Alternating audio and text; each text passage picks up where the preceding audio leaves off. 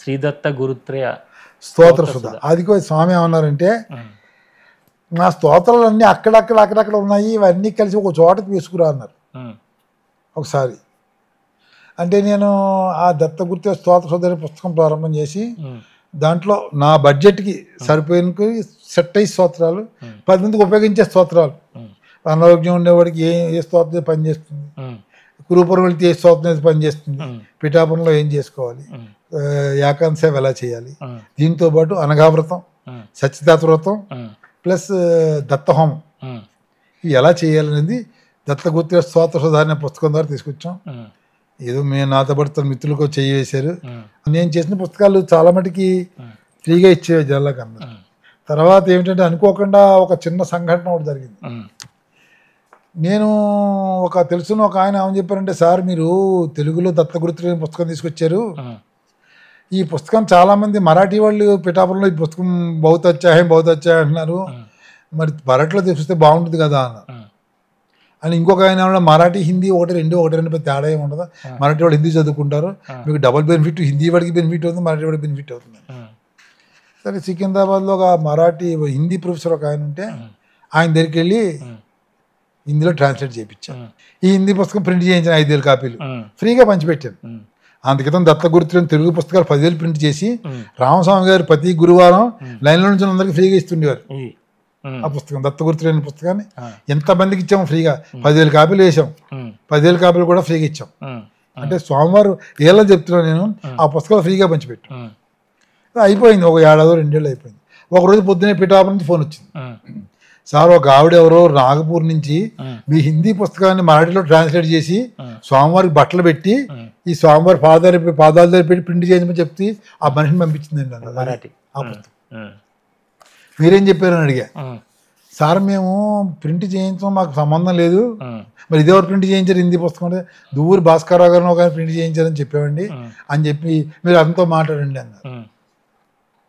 మాట్లాడండి అంటే నేనేం చేశానంటే అంతా మాట్లాడా. ఏంటయ్యా అంటే మాది నాగపూర్ అండి, ఇది సంగతి, నేను పట్టుకొచ్చాను సార్ లాగా, నాకు మీరు ఎట్లాగట్లాగా ఇది చేయాలి.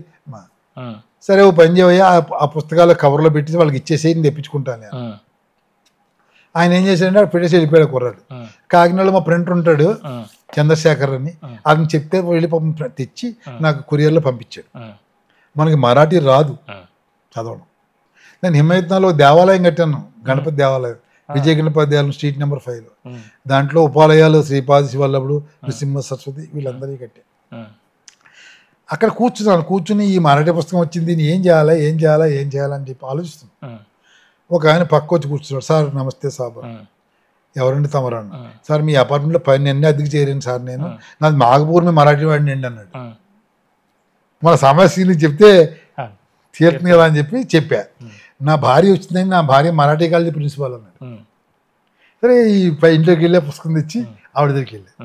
ఆవిడ ఏమందంటే నాకు 2 రోజులు టైం ఇవ్వండి, నేను ఈ పుస్తకం చదివి దీని ఎంత బ్యాక్గ్రౌండ్ ఉంది పుస్తకం చెప్తాను మీకు, whether go for printing or not అది నేను చెప్తాను అని చెప్పాను.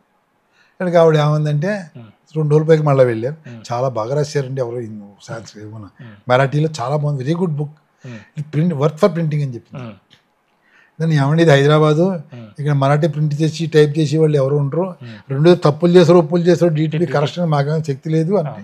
ఆయన ఏమన్నాడు, ఆయన Nagpur cricket association retired general secretary. ఆయన ఏం చేశాడంటే నాకు ఇచ్చేయండి నేను చూసుకుంటాను. పాపం వెళ్ళి వాళ్ళు ఆ పుస్తకం రాసిన వాళ్ళు ఇంటికి వెళ్ళారు నాగపూర్లో, ఆవిడ చేత అంతా మాట్లాడించారు. ఆవిడ నేను ఏం చెప్పానంటే TTP చేయించి అన్నీ చేయండి, చేసాక నేను దాన్ని ప్రింట్ చేయించి కూడా కాకినాడలో ఏదో రకంగా తంటాలు పడతాం మీకు అంటే. ఆవిడ రాసిచ్చి అన్ని DTP చేయించి అంతా చేసింది. వాడు డబ్బులు ఇస్తాను బాబు వద్దురాకన్నాడు. భగవంతుడు అంత అదృష్టం కలిగజేశాడు నా ఈ కార్యక్రమం చేయడానికి, నాకు వద్దు సార్ డబ్బులు ₹1 వద్దు అన్నాడు. అవన్నీ పంపించాడు, మేము కాకినాడలో ప్రింట్ చేయించాం, మరాఠీ వాళ్ళందరికీ ఫ్రీగా పంచిపెట్టాం. అది రేట్ ₹75 పెట్టామనుకోండి, కొంతమంది ఇచ్చారు, కొంతమంది ఫ్రీగా పంచిపెట్టాం, నర్సబోర్డులో ఫ్రీగా పంచిపెట్టాం, గాన్గాపూర్లో ఫ్రీగా పంచిపెట్టాం. ఎంత సర్వీస్ చేయాలో అంత సర్వీస్ చేస్తున్నాం, మాకు పెన్షన్ బాగానే వస్తుంది. I'm not dependent on this. ఏదో స్వామిని నమ్ముకున్నాను, నా పిల్లలందరూ వెల్ సెటిల్డ్, నేను అసలు దీని మీద నాకు ₹1 ఎక్కలేదు.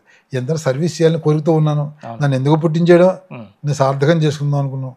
నాకు ఇప్పుడు 71 సంవత్సరం వస్తుంది, నేను సంతృప్తికరమైన జీవితాన్ని అనుభవించాను. నాకు ఏది లేదు అని లేకుండా చేశాడు. ఈ దత్త గురుత్రయం గురించి కొంచెం చెప్పండి. ఈ బుక్ రాయడానికి ప్రేరణ ఎట్లా, అంటే ముగ్గురిని ఈ దత్త గురుత్రయం ఒక చిన్న కారణం ఉంటుంది. శ్రీపాద శ్రీవల్లభ కథాసుధ పుస్తకం తయారయ్యాక నేను ఓపెనింగ్ చేయించాలనుకున్నా.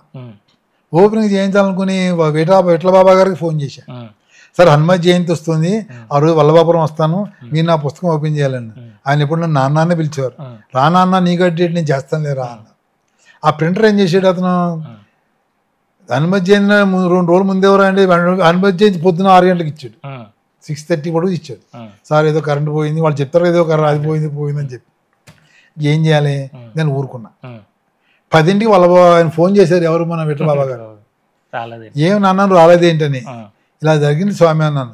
అమ్మా ఇక్కడ దత్తాత్రేయుడు లేయాలి, నీకేం తెలుసు, ఇప్పుడు నేను హైదరాబాద్లో ఉన్నాను, జీడిమెట్లో దత్తాత్రేయుడి దేవాలయానికి శంకుస్థాపన చేశాను, మధ్యాహ్నం ఓపెన్ చేద్దాం పట్టరా జీడిమెట్లు అన్నారు. నేను మా ఆవిడ వెళ్ళి అది మన దత్త కథాసుధ శ్రీపాద శ్రీ వల్లభ కథాసుధ దాన్ని ప్రారంభోత్సవం చేశాం. 108 సార్లు దత్త చాలీస చేసి ఆయన పుస్తకం ఓపెన్ చేశారు. పుస్తకం ఓపెన్ చేయడానికి ఒక కండిషన్ పెట్టారు ఆయన, నువ్వు మీ ఆవిడ ముందు బయట కూర్చోండి, నేను పుస్తకం చదువుతా, నేను దీన్ని ప్రారంభోత్సవం చేయడానికి పుస్తకం ఆవిష్కరణ చేయడానికి నేను నాకు బాగుందా లేదా నిర్ణయం చేసుకోవాలి. స్వామి పుస్తకం ఇది, అలాంటప్ప నవల కాదని. సరే స్వామి ఇష్టం, నేను స్వామి ప్రేరణతో రాసిన పుస్తకం అది అన్నా. 1 గంటన్నరలో పుస్తకం చదివేశారండి. చదివి బయటకు వచ్చి నాన్నకి ఆగలించుకున్నాను, చాలా బాగుంది పుస్తకం, ఓపెన్ చేస్తాను. 108 సార్లు చాలీసా చేయించి అది ఓపెన్ చేశారు. ఆ పుస్తకం ఇచ్చాం అందరికి. మార్కెట్లో బాగా హిట్ అయింది. 2వ ప్రింటింగ్ చేయించలేదు, ఎందుకంటే ఐఎమ్ నాట్ ఇంక్లైన్డ్ అని మనీ, నాకు డబ్బక్కర్లేదు, నేను స్వామికి సేవ చేయడమే నాకు ఇది. అప్పుడు ఏమైందంటే మా గుడి ఉందని చెప్పాను కదా, దత్త జయంతి వచ్చింది. దత్త జయంతి నాడు అందరికీ భోజనాలు పెట్టాం. మామూలుగా అందరూ భోజనం చేశారు. అలిసిపోయాను, రాత్రి పడుకున్నప్పటికీ నాకు ఏదో గవర్నమెంట్లో పనిచేసిన కాబట్టి ఎక్కువ కాయ కష్టం అలవాట్లేదు, ఏదో గదిలో కూర్చోవడం తప్పించి. ఆ రోజు ఏదో వడ్డంలో గిడ్డంలో ఏమైనా చేసాం కాబట్టి కొంచెం స్ట్రెయిన్ అయిపోయింది, పడుకున్నాను. మంచి నిద్ర పోతున్నా, 11:30 12 అయి ఉంటుంది టైం. ఒరే అబ్బాయి కళ్ళు లేవో, ఒరే అబ్బాయి మాట్లాడుతూ చెవులు ఢింగ్ ఢింగ్ అని పడుతుంది. ఎవరండి అన్న చూస్తున్నట్టు ఏదో ఆలోచన, కళ్ళు మాత్రం ఫిజికల్గా క్లోజ్డ్, కళ్ళు కనబడుతున్నాయి లైట్గా. ఈ దత్తాత్రేయ స్వరూపం ఎలా ఉంటుందో అదే స్వరూపం, సేమ్ స్వరూపం కనిపించింది. నేను ఫిజికల్గా మనిషికి అనిపిస్తుంది, చూద్దాం అనిపిస్తుంది, ఏమిటో ఏ అవయవం పనిచేయట్లే. దాని స్వామి మాయ చేశాడో తెలియదు, మనం అలసిపోయినందు వల్ల తెలియదు, మన మానవ మాత్రం అసెస్మెంట్ చేయలేం. అప్పుడు ఏ స్వామి తప్పని చెప్పండి స్వామి ఏం కావాలి. ఒరే శ్రీపాద శ్రీవల్లభ కథాసుధ పుస్తకం రాసే బాగుందిరా, నచ్చింది నాకు కాంపోజిట్ పర్సనాలిటీ ఆఫ్ దత్త అనే పుస్తకం కావాలరా అన్నారు. కాంపోజిట్ పర్సనాలిటీ అని